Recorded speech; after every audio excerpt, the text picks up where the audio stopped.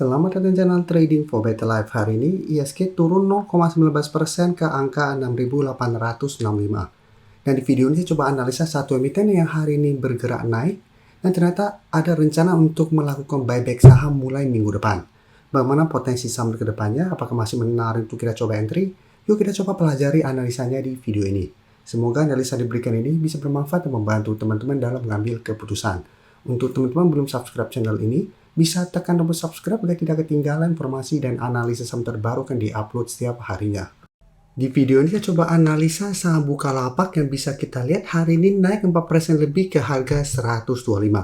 Tapi jika kita perhatikan secara teknikal, saat ini Bukalapak masih belum oke. Terlihat memang saat ini masih bisa bertahan dari rebound dari 120, tapi di atasnya ada satu resisten di sekitar 126. Apabila Bukalapak minggu depan mencoba naik di atas 126 masih gagal, cara pergerakan menurut saya masih belum oke. Karena masih ada potensi untuk kembali melemah ke 120. Dan cara tren pun bisa kita lihat Bukalapak saat ini sudah mulai downtrend karena gagal bertahan di garis EMA 150. Dan jika kita perhatikan garis EMA 50 150 saat itu sudah bersentuhan di sekitar 134. Dan cara pergerakan Bukalapak walaupun hari ini bergerak naik, ini belum oke selama belum membentuk high low. Tapi saat ini memang keluar pemberitaan dengan judul lanjut buyback Bukalapak gelontor 1,13 triliun.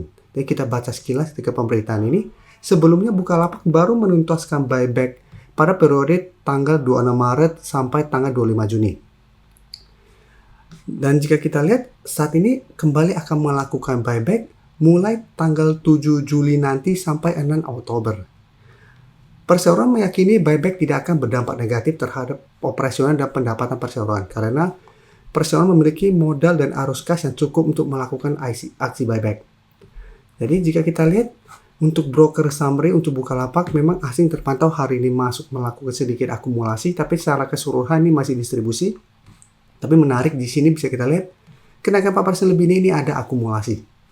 Jadi untuk Bukalapak apabila teman-teman mau coba spekulatif buy, misalnya lebih oke wait and see dulu. Tunggu Bukalapak berhasil naik di atas 126 baru coba ikut entry. Dengan target swing jangka pendek di sekitar garis EMA 50 150 di harga 134 sampai 135. Karena jika terpantau mencoba untuk bangkit, mencoba untuk beri garis EMA 50 150 ternyata gagal, cara pergerakan Bukalapak masih akan sideways cenderung downtrend.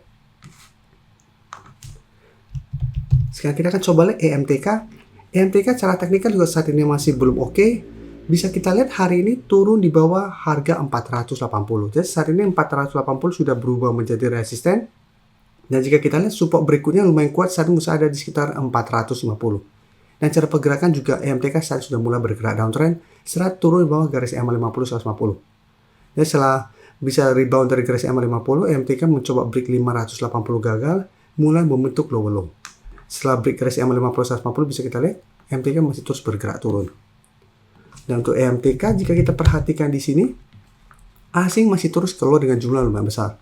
Dan di broker saham juga terpantau ini masih ada distribusi. Jadi untuk EMTK menurut saya saat ini apabila teman-teman sudah punya harus hati-hati, cara pergerakan akan kurang oke apabila minggu depan gagal naik kembali di atas 480.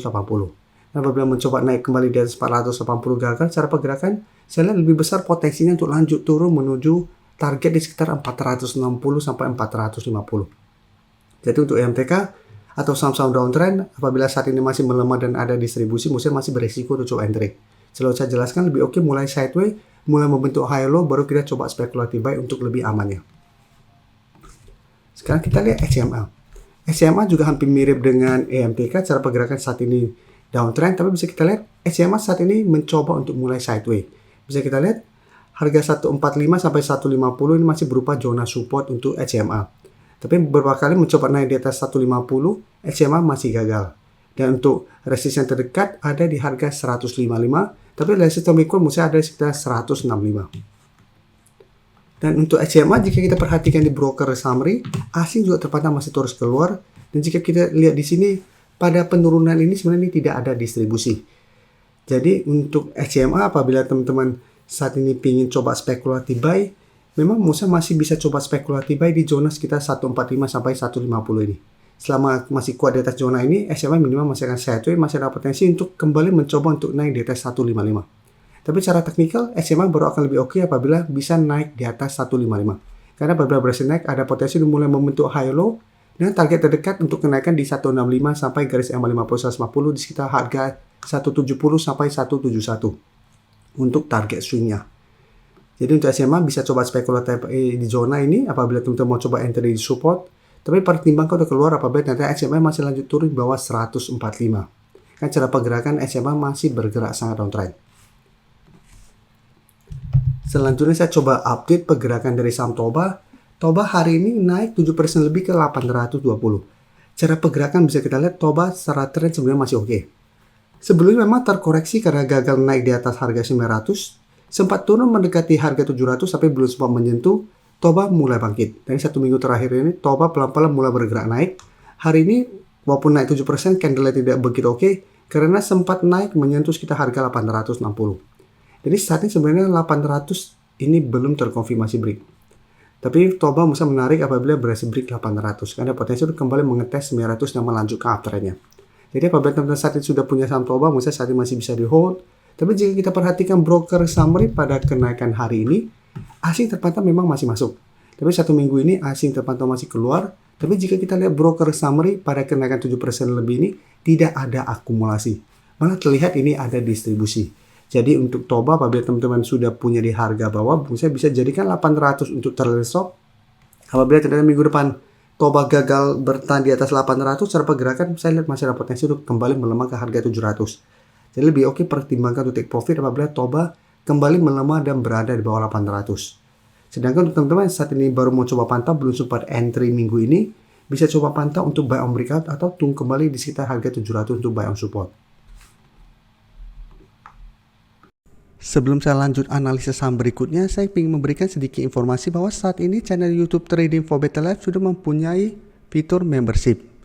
Jadi fitur membership ini apabila teman-teman mau join, bisa tekan tombol join ini. Bisa kita lihat di sini. Cukup dengan 29.900 atau 30.000 per bulan, teman-teman akan menjadi bagian atau member dari channel YouTube Trading for Better Life. Jadi teman-teman bantu mensupport channel ini. Dan dengan menjadi member, teman-teman akan mendapatkan live streaming setiap hari Minggu pada jam 9 malam. Untuk informasi lebih lanjut, teman-teman bisa pelajari di video ini. Untuk teman-teman yang baru mensubscribe atau viewer baru dari channel ini, banyak yang bertanya, Pak, aplikasi yang dipakai apa sih? Bagaimana cara menentukan EMA 50 dan 150 dan sebagainya? Teman-teman bisa klik bagian playlist ini. Jadi teman-teman bisa cari channel Trading for Better Life, klik playlistnya. Di playlist ini banyak video-video edukasi yang teman-teman bisa pelajari. Jadi untuk aplikasi yang dipakai maupun cara baca candle, teknik analisis, bandarmologi semua ada di sini.